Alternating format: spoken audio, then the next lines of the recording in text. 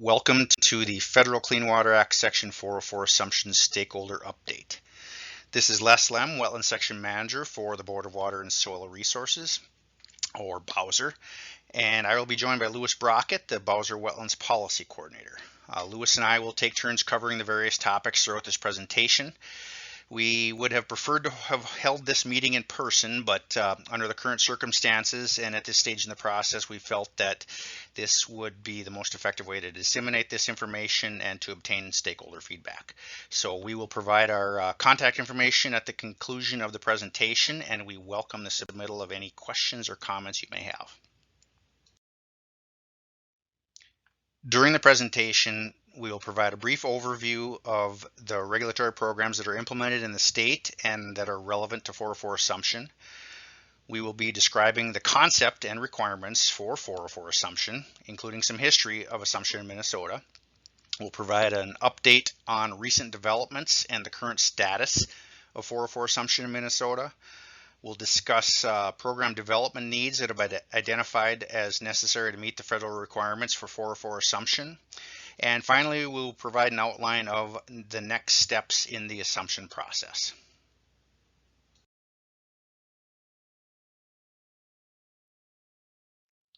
The primary federal and state water resource regulatory programs in Minnesota are the Federal Clean Water Act Section 404 and Rivers and Harbors Act Section 10, implemented by the U.S. Army Corps of Engineers and the Environmental Protection Agency. The State Wetland Conservation Act, implemented by the Minnesota Board of Water and Soil Resources and local government units. The State Public Waters Work Permit Program, implemented by the Minnesota Department of Natural Resources, and Federal Clean Water Act Section 401 and State Water Quality Standards, implemented by the Minnesota Pollution Control Agency. Section 404 of the Clean Water Act requires a permit for the non-exempt discharge of dredge or fill material into waters of the United States, including wetlands. It regulates discharges associated with a range of activities, including private development, infrastructure projects, and mining activities. The program uses both general and individual permits to authorize these discharges. Section 10 of the Rivers and Harbors Act, also implemented by the Corps of Engineers, requires authorization for the construction of any structure in or over any navigable water of the United States. The Minnesota Wetland Conservation Act, or WACA, was passed in 1991 to protect wetlands that did not already receive protection under the Department of Natural Resources Public Waters Work Permit Program, with a goal of getting the state closer to achieving both a no net loss and an increase in the quantity, quality, and biological diversity of Minnesota's wetlands. It requires that landowners first attempt to avoid and minimize wetland impacts, and then to replace or mitigate for those unavoidable impacts to wetlands. WACA regulates the draining, filling, and in certain circumstances, excavation of wetlands, either wholly or partially.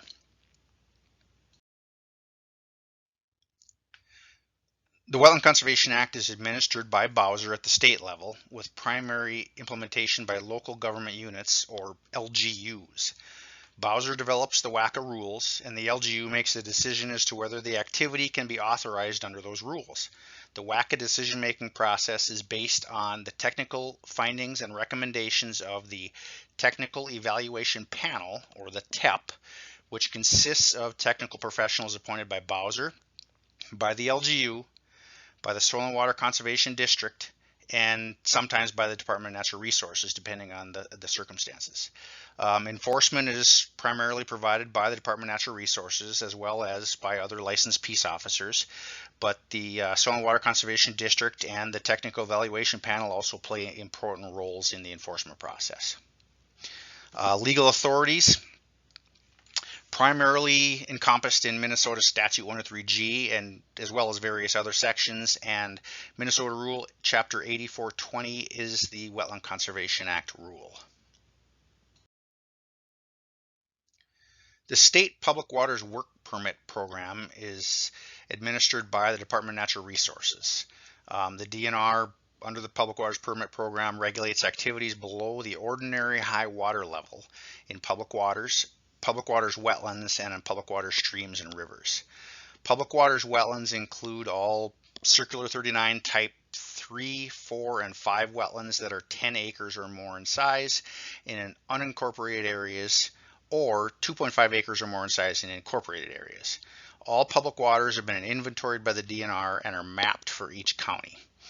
The Public Waters Work Permit Program requires a permit for work affecting the course, current, or cross-section of such waters. So an example of that work would be fill, excavation, some cases shoreline protection, bridges and culverts, structures, marinas, water level controls, dredging, and dams. Legal authorities are primarily encapsulated in Minnesota Statute 103G and in Minnesota Rule Chapter 6115. Water quality standards describe the desired condition of a water body for certain designated uses and the means by which that condition will be protected or achieved. Water quality standards are established through state law and are the legal basis for controlling pollutants entering the waters of the United States. Uses include protection and propagation of fish, shellfish, and wildlife, recreation, public drinking water supply, and agriculture, industry, and navigation. Water quality standards are administered by the MPCA through the 401 certification program. The 401 certification program applies state water quality standards to federally authorized projects that may cause a potential discharge to waters of the U.S. from a point source. Certifications with conditions become an enforceable part of federally issued permits. If the state denies certification, a federal permit cannot be issued. The most common trigger is 404 permit issuance by the Corps of Engineers. The 401 certification process does not apply to 404 assumption. However, state water quality standards must still be met.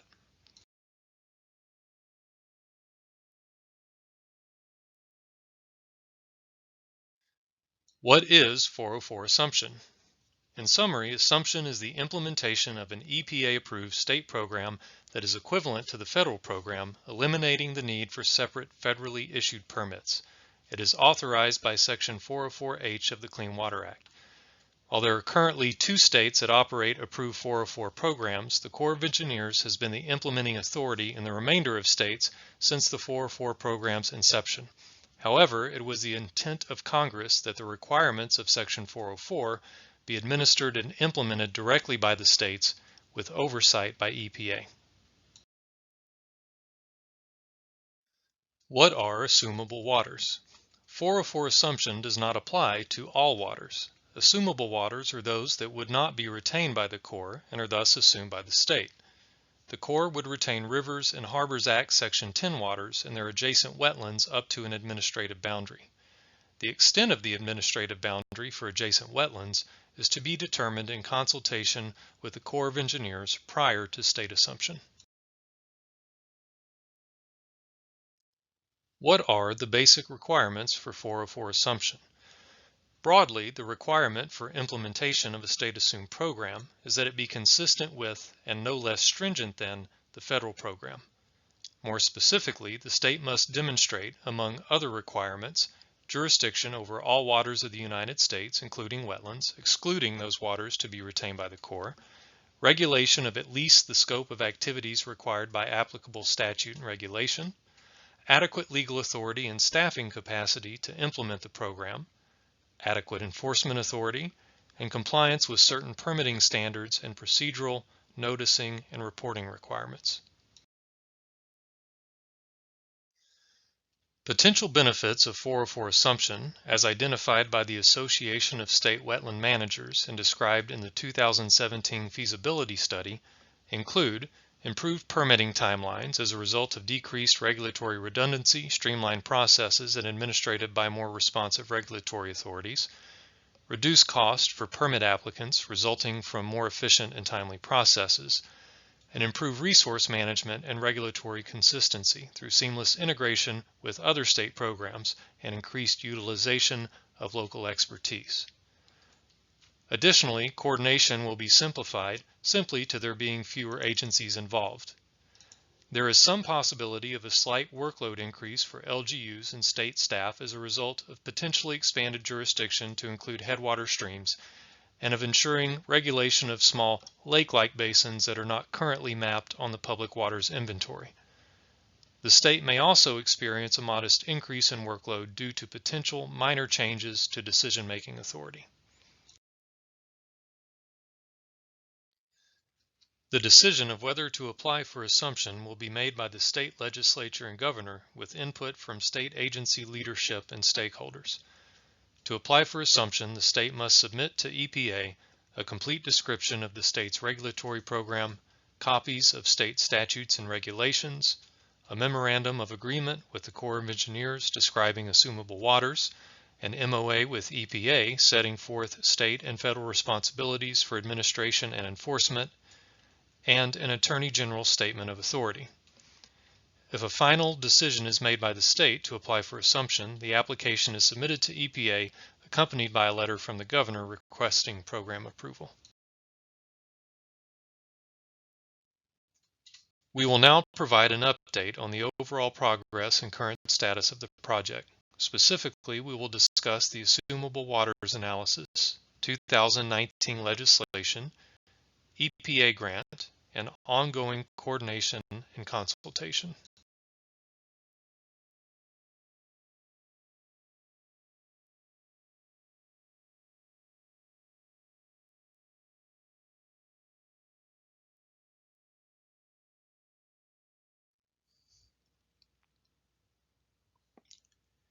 Recent efforts to explore 404 assumption in Minnesota include the completion of the 404 permit program feasibility study in 2017 and the analysis of retained and assumable waters in Minnesota completed in May of 2018. Both of these reports are on the Bowser website. In addition, while not a product developed by the state of Minnesota, the National Advisory Council for Environmental Policy and Technology's Assumable Waters Subcommittee released a report in 2017 with recommendations to the Environmental Protection Agency on how to best clarify the identification of assumable waters. Then in 2018, the Department of the Army released a memo essentially adopting the Assumable Waters Subcommittee's majority recommendations.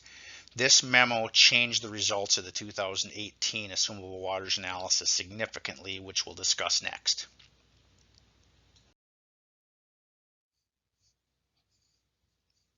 On May 3, 2018, an analysis of retained and assumable waters was completed as a supplement to the 2017 feasibility study. The analysis found that, under the assumable waters interpretation at that time, there would be relatively few waters and wetlands for the state of Minnesota to assume, and that the process to identify them would be impracticable due to the case-by-case determinations that would be necessary for many projects.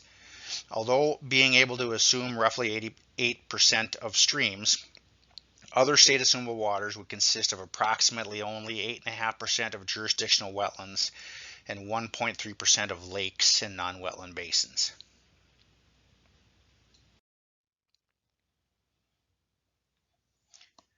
As an example, the graphic on the right-hand side of the screen displays a portion of central Minnesota with the estimated scope of core retained waters shaded in red and state assumable waters shaded in blue.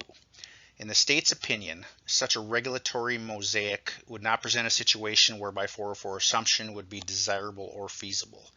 As an example of regulatory complications under this scenario, some streams would have been assumable by the state, while regulation of the wetlands surrounding them would have been retained by the U.S. Army Corps of Engineers. As mentioned in the previous slide, this scenario would also often require a case-by-case field-based verification just to determine which process a permittee would even need to go through. However, as alluded to earlier, the results of this analysis are no longer relevant.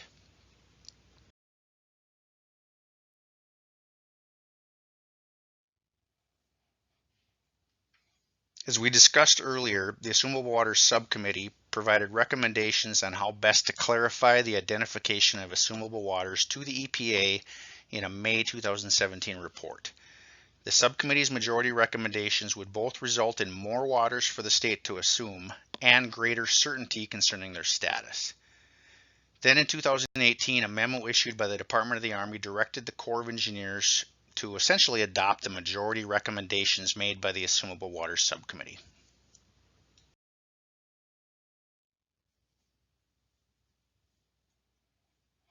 So what actually are the subcommittee recommendations, and how does the Department of Army memo change the status of Corps retained in the state assumable waters in Minnesota?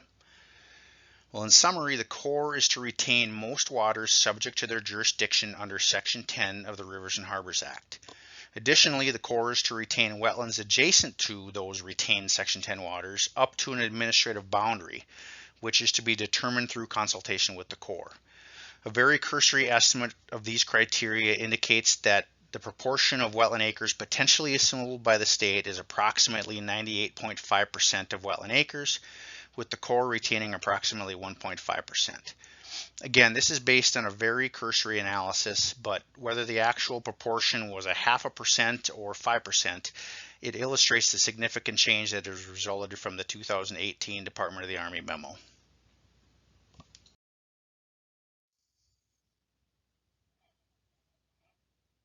This slide shows that change visually. The map on the left displays the approximate scope of Corps retained waters based on the 2018 Minnesota Assumable Waters analysis, while the map on the right displays the potential scope of Corps retained waters based on a map of Section 10 waters. It's important to note that this is not a final map and has not yet been discussed with the U.S. Army Corps of Engineers, but again, it's being presented merely to provide an approximation of the degree of change that occurred after issuance of the 2018 Department of the Army memo. This development removes the most significant barrier to 404 assumption, and the increased clarity enables more informed decision making by the state.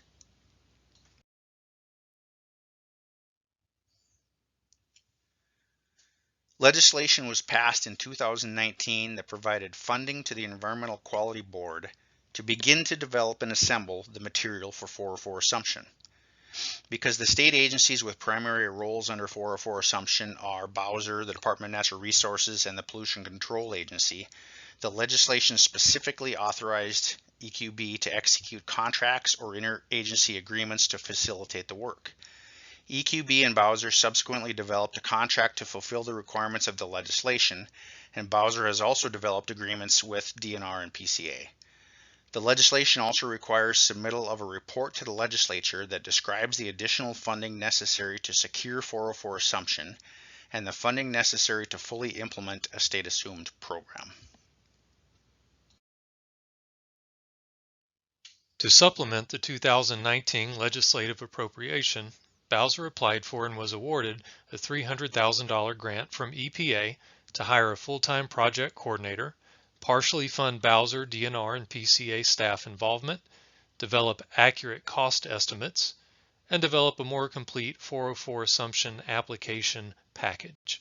The EPA grant specifies a number of specific tasks that must be completed under the grant. The first task specified under the EPA grant is the identification of necessary state statute and rule changes to ensure an adequate scope of jurisdiction and level of protection. This is accomplished through completion of a crosswalk, which involves a line-by-line comparison of federal statute and rule to state statute and rule to identify necessary changes. This task is ongoing and is being completed through internal analysis in consultation with EPA. With those changes identified, the state will then be able to carry out task number 2, development of an approvable permitting structure and permitting procedures, which will be substantially dictated by the outcome of the identification of necessary statute and rule revisions from task number 1.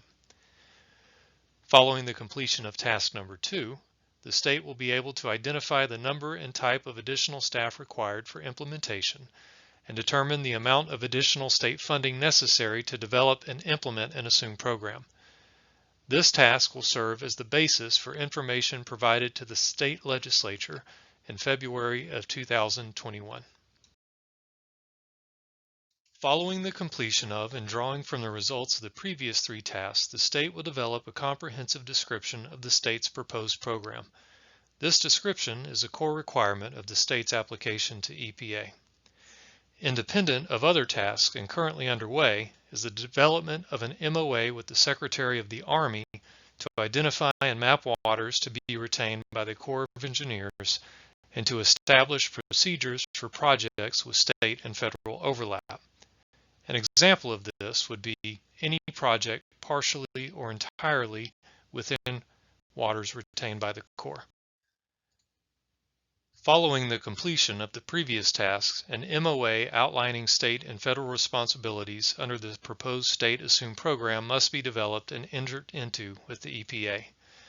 Finally, the products of all previous tasks will be assembled and presented to state agency leadership, the state legislature, and the governor's office for consideration for potential submittal to the EPA.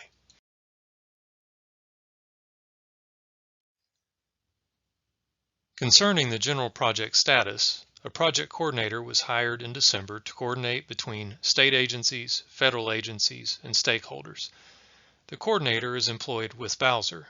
Bowser is responsible for development of the application to EPA and coordinates with the EQB for development of the report required by the 2019 legislation. DNR and PCA provide support and programmatic expertise. Current project focus is on stakeholder involvement, preparation of the report to the legislature, identification of necessary statute, rule, and programmatic changes, and coordination with EPA to identify program development needs. As with the 2017 feasibility study, there will be a significant effort to inform and involve stakeholders throughout this process. Stakeholder coordination will use the same process as the 2017 feasibility study, including a broad general stakeholder contact list and utilization of a smaller core advisory committee for regular active meeting participation.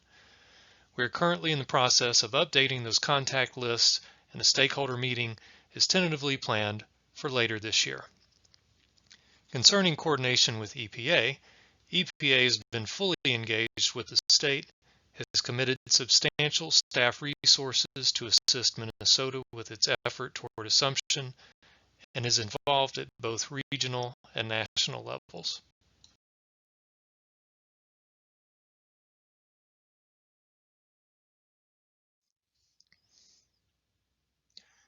To successfully carry out the previously described tasks and ensure the development of an approvable application, multiple program development needs have been identified through internal analysis and consultation with the EPA.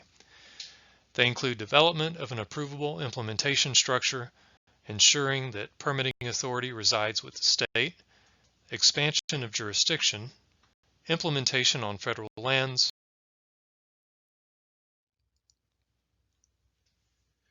Specifically regarding the Wetland Conservation Act implementation structure and permitting authority, Bowser staff sought preliminary approval from EPA of the Wetland Conservation Act state and local shared implementation structure, whereby the state is responsible for development of the rule, for oversight of implementation, and for enforcement, and local governments are responsible for day-to-day implementation and decisions on applications.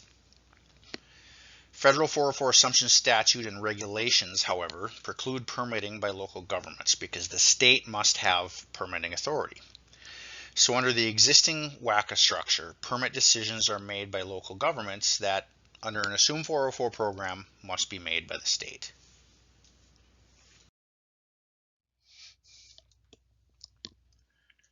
With regard to implementation of the Wetland Conservation Act, the graphic on your screen represents a range of possible implementation structures.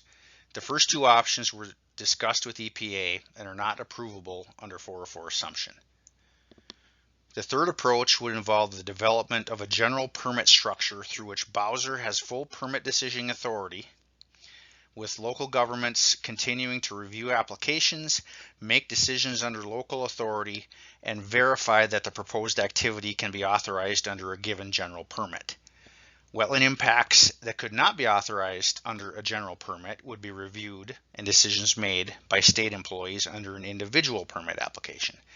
If Minnesota wishes to move forward with 404 assumption, this is likely the only viable option based on our discussions with EPA. The fourth approach would involve full state implementation. Under this approach, the state would issue all general and individual permits, and review all requests for verification, issuing decisions as to whether a proposed activity is authorized under a given general permit. Local government involvement would be limited to serving on the technical evaluation panel. While this approach would be approvable by EPA, we have not viewed it as being feasible in Minnesota, and it is currently not under consideration. Again, the third approach, the development of a state general permit structure, is likely the most approvable and practical solution to meet federal requirements for 404 assumption, while also presenting the least amount of change to the current Wetland Conservation Act program implementation structure and roles. The general permits could be based on the authorizations and exemptions currently contained in the WACA rule, and as an example, could include general permits for minor discharges, maintenance and repair, temporary impacts, conservation and restoration, agriculture and silviculture, transportation, or other activities. So essentially, the potential exists to take the existing WACA rule and convert it to a series of permits.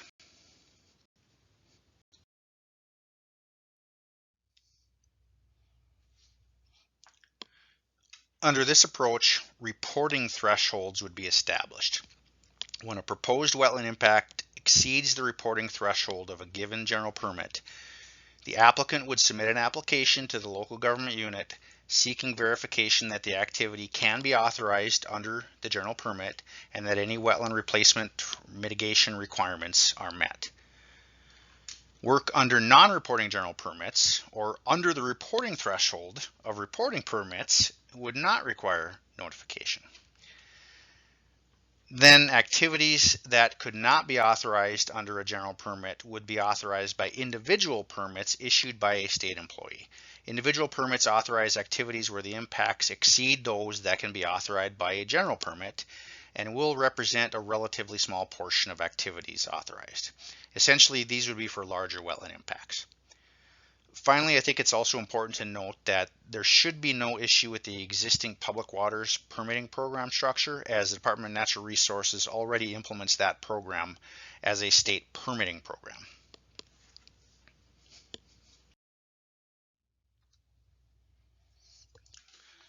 Another aspect of the 404 assumption requirements that must be addressed is that of jurisdiction. A state must ensure jurisdiction or regulatory authority over all waters of the United States except those retained by the Corps. The evaluation of adequate jurisdiction will be made based on the Waters of the U.S. rule that is in place during the time that the state's application is reviewed. Currently, this is the Navigable Waters Protection Rule. Current gaps in state authority that will need to be addressed include stream segments with watersheds that are under 2 square miles and or are not mapped on the Public Waters Permitting Program maps, and waters that are too deep to be wetland but that are not captured under the Public Waters Permit Program because they're too small to meet the state criteria of being a lake. For example, this image displays in red streams that are currently protected under the Public Waters Permit Program. However, current federal jurisdiction extends beyond that of the state, as shown in blue. The state would be required to expand authority over those stream segments under 404 assumption. However, it's important to remember that this expansion of state authority does not constitute new regulation of these stream segments, but rather a shift from federal regulation to state regulation of these resources.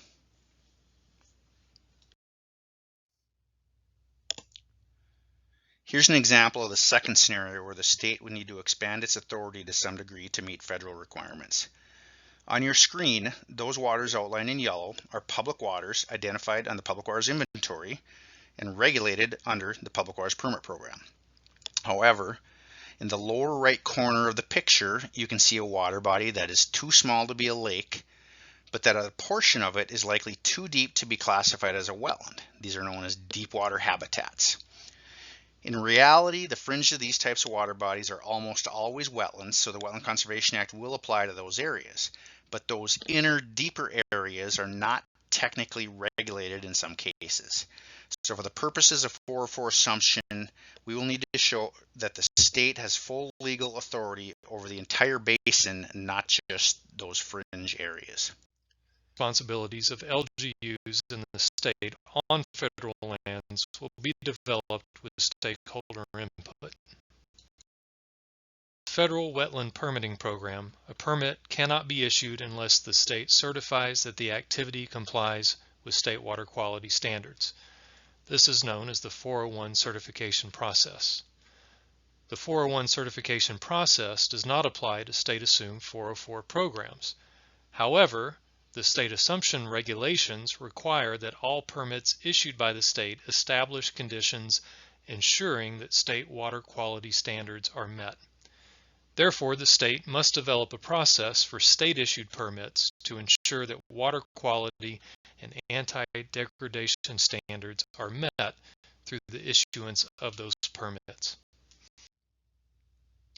With regard to cultural and historic resources, the state must screen for potential impacts to sites listed or eligible for listing on the National Register of Historic Places and must notify EPA if impacts to those sites may occur.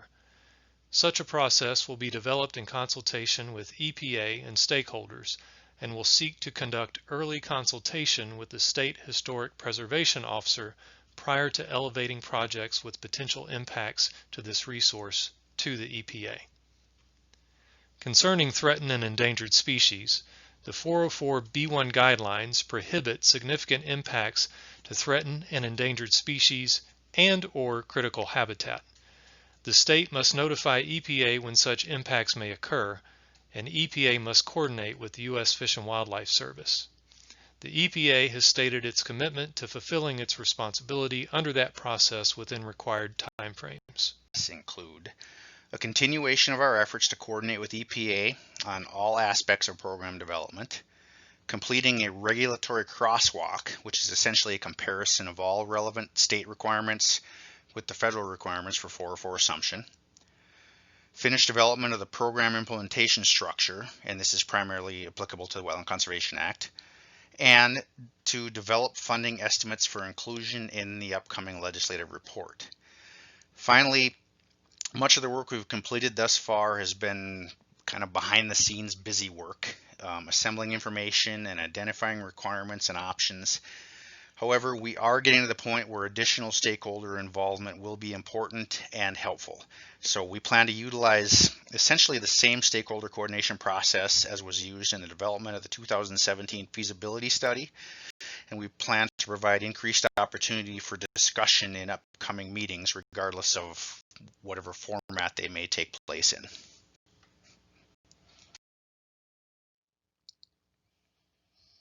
In closing, substantial progress has been made in the state's effort to develop an application for 404 assumption over the last several months. The state will continue to work closely with the EPA to ensure development of an approvable application. We intend to keep stakeholders informed of our progress